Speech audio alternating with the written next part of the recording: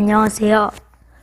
이번 시간은 마태복음 12강 1부에 이어서 마태복음 12강 2부를 시작하도록 하겠습니다. 마태복음 12강 2부는 예수님께서 복음을 제일 먼저 전하셨던 갈릴리 지방의 고라신과 가버나움에 대한 반응과 또 예수님께서 고라신과 가버나움에 대해 저주하시는 내용과 또 예수님께서 짐진 자들아 다 내게로 오라 라고 하시는 말씀으로 끝이 나게 됩니다. 가버나움은 메시아를 드러내고 하늘나라의 도래를 말리는 점에서 가장 많은 기적을 경험하고 복음을 듣는 특권을 얻었으며 예수님의 긍휼과 치유와 은혜를 가장 많이 받았음에도 불구하고 순종과 회개로 반응하지 않았습니다. 갈릴리의 도시가 심판을 받게 되는 이유는 바로 예수님이 보여주신 권능의 행위에 대한 예수님의 기대한 반응을 보여주지 않은 것입니다. 이 도시들이 보여야 했던 반응은 바로 회개입니다.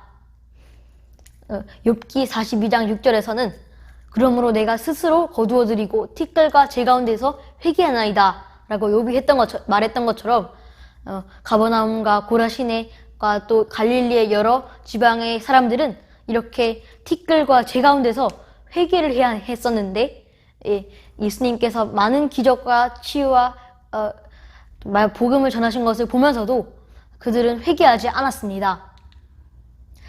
권능의 행위와 회개는 긴밀하게 연결되는 주제입니다. 예수님은 하늘나라의 복음을 가르치고 기적을 행하셨는데 이를 보고 제자들이 보여야 했던 반응도 회개였습니다.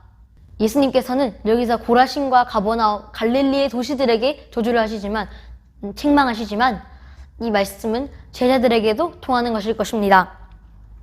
또 예수님을 따라다니면서 많은 기적과 또 치유와 긍휼의 그 현장 속에서 그 직접 있었던 제자들과 또 예수님을 따라다니던 자들은 예수님의 말씀을 듣고 자신들도 회개했어야 했을 것입니다. 그런데 회개하지 않은 제자들도 있었습니다. 또 회개는 세례요한과 예수님이 동일하게 요구했던 반응이었고 하늘나라가 임할 때 사람들이 보여야 했던 반응입니다.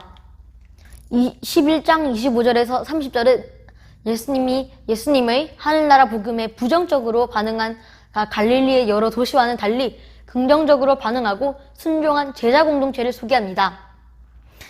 16절에서 옳소이다 이렇게 된 것이 아버지의 뜻이니이다. 그래서 뜻은 바로 6장 10절의 뜻과 동의어입니다.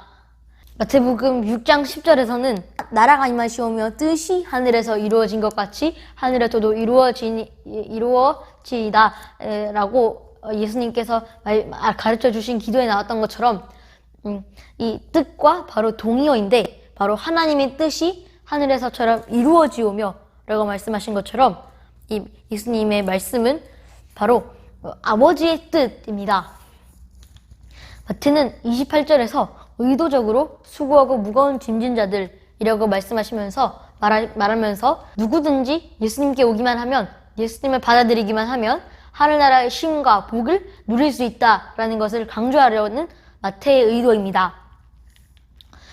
예수님은 교육받지 못한 자들에게 쉼을 누리도록 초청하고 수고하며 무거운 짐진을 지고 있는 자들을 배움의 길로 초대하고 또 하늘나라의 복과 쉼을 약속하십니다.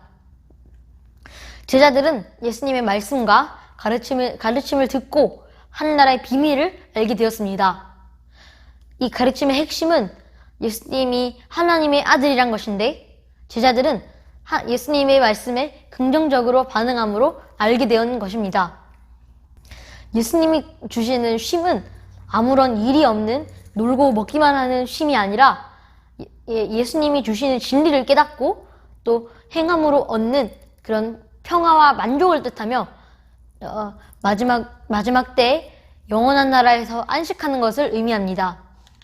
예수님이 주시는 쉼은 아무런 일이 없는 쉼이 아니라 현재적으로는 예수님이 주시는 진리를 깨닫고 행함으로 얻는 만족과 평화를 뜻하며 종말론적으로는 영원한 나라에서 영원히 안식하는 것을 의미합니다.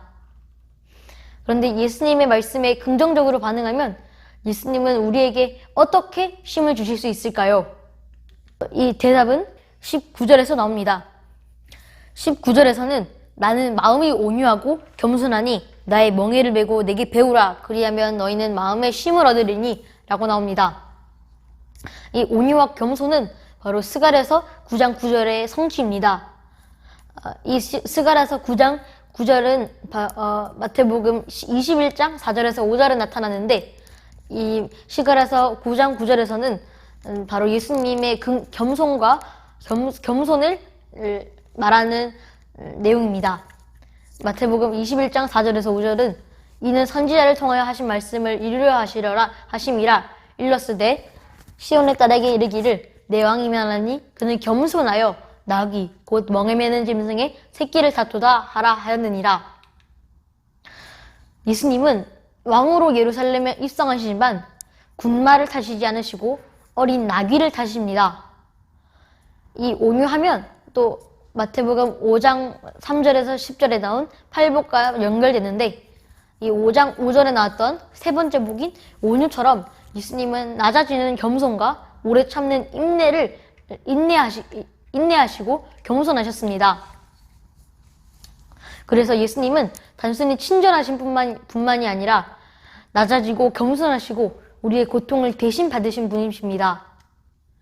우리의 평안과 나음은 예수님의 십자가에서 대신 찔림을 받고 고통을 받은 행동 덕분입니다. 예수님의 이런 십자가에 달리신 행동도 바로 우리를 긍휼히 여기셨고 바로 예수님께서 겸손하시고 낮아져서 그런 것입니다. 예수님이 어린 아기를 타시고 예루살렘 성에 입성하실 때 마태는 여기서 스갈에서 9장 9절을 인용하면서 예수님의 겸손과 낮아지심을 강조하고 예수님의 성품이 겸손과 온유, 낮아짐인 것임을 독자들에게 알립니다. 마태복음 12강 2부를 마쳤습니다. 마태복음 12강 2부에서는 누구든지 이 긍휼을 베풀고 겸손하시고 낮아지신 예수님께 가면 예수님께 배움을 받고 나아지고 쉼을 받을 수 있습니다. 또 마태복음 12강 2부에서는 바로 반응이 주된 주제인데 첫 번째로는 예수님의 말씀에 순종하지 않은 회개하지 않은 갈릴리 도시들의 반응과 둘째로는 제자들의 반응, 마지막으로는 우리들의 반응입니다. 예수님이 전파하신 하늘나라 복음에 긍정적으로 반응한 제자들처럼 본문은 우리에게 하늘나라 복음에 긍정적으로 반응해 세상의 어떤 것보다 좋은 안식을 받을 수 있다고 합니다. 감사합니다.